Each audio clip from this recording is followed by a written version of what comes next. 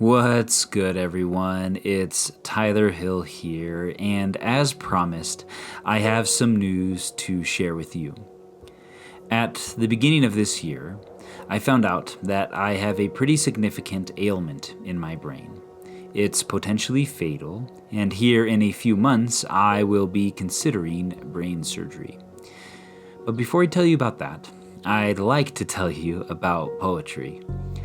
As some of you know, I used to write a bunch of poetry, and by writing poetry, I mean I used to say and scream a lot of poetry.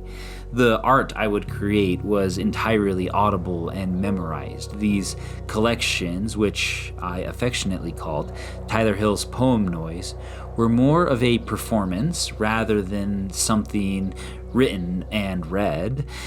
Poem Noise, when I was in college, gained an elementary following, and there was a point where I even got to tour and play some shows, selling merch and the like. And while on that journey one weekend, I ran into an artist named Luke who had written some songs for some of the biggest artists, films, and commercials.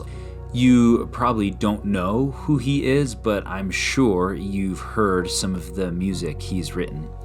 And I had admired Luke from afar, but I didn't know him well. He had heard about my poetry and inquired about where he could read, hear, or somehow consume some of this work. And to his surprise and borderline offense, I told him he couldn't, as I hadn't documented any of it. And with the conviction of a well-seasoned guru, he challenged me with a statement that haunted me. If you don't document it, it won't exist, he said. Now, he wasn't saying that I had to publish and share every bit of work I had ever made, but he knew that I was subjecting the survival of my art to mere memory, and that if I didn't document it in some way, it might not be preserved.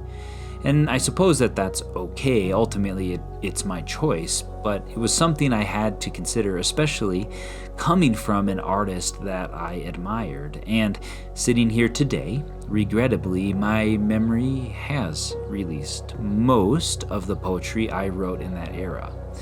Luke was right. I wish I had preserved and honored more of the gifts that I was fostering in that time of my life. I wish I had some videos and recordings of this art to share with my kids and grandkids someday.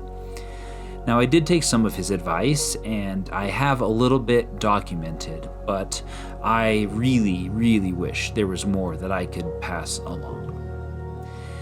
Now, here at the beginning of the year, I found out that I have an unruptured aneurysm in my brain, and starting our year out this way really sucked. It was shocking, to say the least. It was disorienting and scary.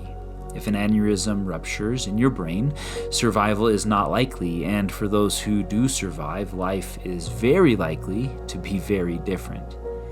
And you know, when anyone faces a significant situation like this, it forces you to ask a great deal of questions and examine your life. You wonder if you've made the most of your life up to this point. You wonder if you're currently living a beautiful, good, or interesting story. You wonder if you've been the best dad, husband, brother, or friend. I've asked myself plenty if I've made the most of my potential. If I died today, would I be proud of myself? You hear about the Stoics encouraging us all to contemplate death, but for me, this isn't just some piece of advice anymore. It's reality. I might die, which is an encouragement to consider how I'm living. You know, I'm in my mid-30s. I've been lucky to have some pretty cool adventures and experiences. I've made great art. I've owned multiple businesses and traveled the world. I have 2 kids and have been married for 10 years. I've helped hundreds of people get sober and find new life.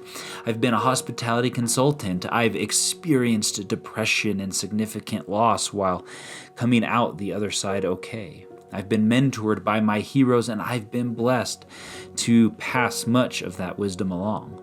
Life has been good to me, and to be honest, I don't think there's much I'd change. I'd still be a spiritual director. I'd still live in Colorado Springs. I'd still work on writing my first book and be in this community. But there is one thing that really spooked me as I started contemplating my death for real. Like my poetry, I didn't want the entirety of my story to be subject to the whims of memory. I'd love to ensure that my daughter and son have some tangible things to hold on to. If I died today, I think I would regret not documenting more of my stories, experiences, and things that I long to teach them. All that to say, here I am, now taking Luke's advice more seriously. I'm going to document and save and share a little more than ever before. Now, luckily, my aneurysm is relatively small, and as it stands today, the doctor thinks the probability of something going wrong during brain surgery is higher than the probability of the aneurysm rupturing all by itself, and so for now, I wait. In a few months, we'll scan my head again and see how things are going, and if it grows, then we'll do surgery, and if not, we'll wait some more.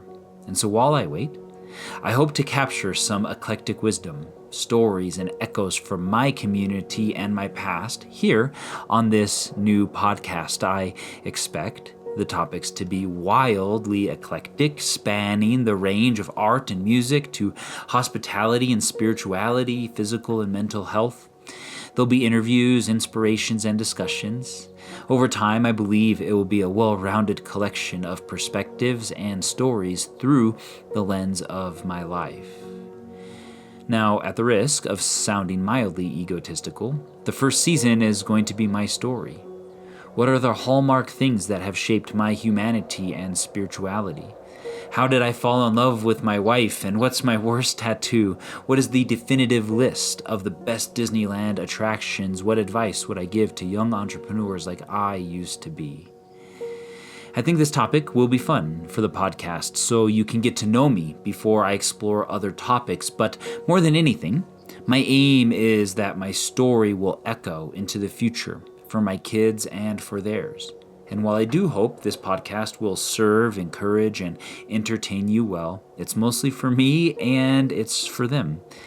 I may not be very interesting, but our stories, our poetry, and our echoes are important, and they deserve to be preserved. The case is true for you and for me. And so I'd love for you to join me here on the Tyler Hill Podcast. I hope to see you here soon.